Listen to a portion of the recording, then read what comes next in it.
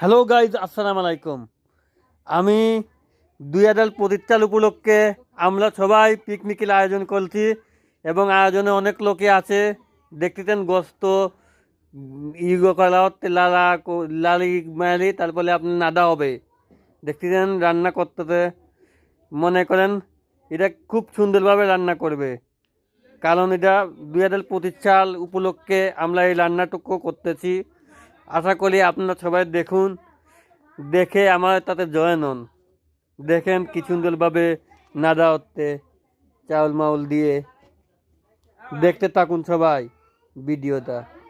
শুধুমাত্র 2025 সাল উপলক্ষেই এই আজকের দিনে অনেক লোকই ঘোরাফেরা করতেছে এবং আনন্দ করতেছে, আনন্দ ফিল হয়তো একটি দিনই সবাই করে।